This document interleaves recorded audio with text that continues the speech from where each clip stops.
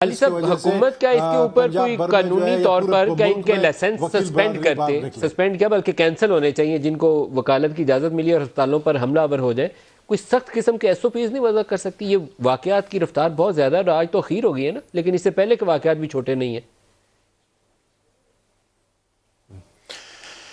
بالکل ہونا چاہیے۔ میں سمجھتا ہوں کہ اس میں حکومت کی ذمہ داری کے ساتھ ساتھ جو ہم وکلاء کی جو ہماری باڈیز ہوتی ہیں ان کو بھی اس کی بہت فکر ہوگی اور ہے بھی، کہ جس طریقے سے یہ پورے ایک معزز ترین پیشے کا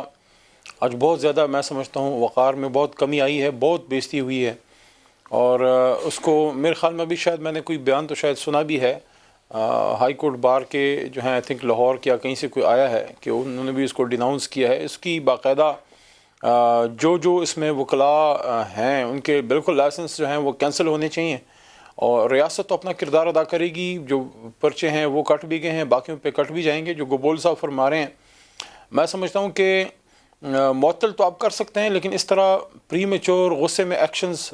ذمہ دار حکومتیں نہیں کرتی۔ اگر ڈی آئی جی آپریشن یا جو بھی اس میں انوالو ہے وہ تو کل بھی معطل ہو سکتا ہے، لیکن یہ ہے کہ اس طرح نیو جرک ریئیکشن نہیں ہوتے، اس کی پہلے دیکھا جانا چاہیے، دیکھا جائے گا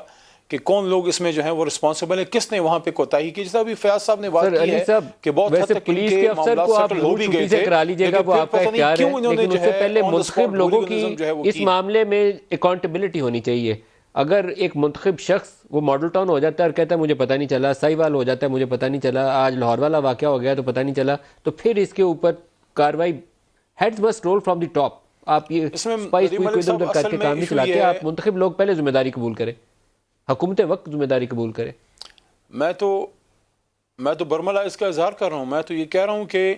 جس معاشرے میں سزا جزا کی ایک سوچ جو ہے وہ ختم ہو جائے یا وہ کم ہو جائے، لوگوں کا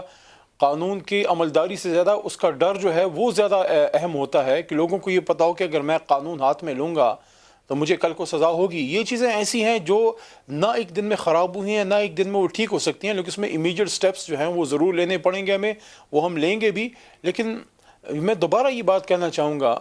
کہ لمحہ فکریہ ہے ہمارے نظام تعلیم کے لیے بھی، ہمیں اس کو بھی ریفارم کرنا ہے، پولیسنگ کو بھی ہم نے ریفارم کرنا ہے، وکلاء کی جو ٹریننگ ہے اس چیز کو بھی ہم نے ٹھیک کرنا ہے۔ مطلب یہ ساری چیزیں جو ہے جو ورثے ہمیں ملی ہیں، آپ کہیں گے آپ پچھلے پہ ڈال رہے ہیں، لیکن سوال میرا یہاں پہ ضرور یہ بنتا ہے کہ پنجاب پولیس نے یہ جو واقعات آئے ہیں پیدر پہ، جس طرح نبیل گبول صاحب بھی فرمائے، انہوں نے اس کا ذکر کیا ہے،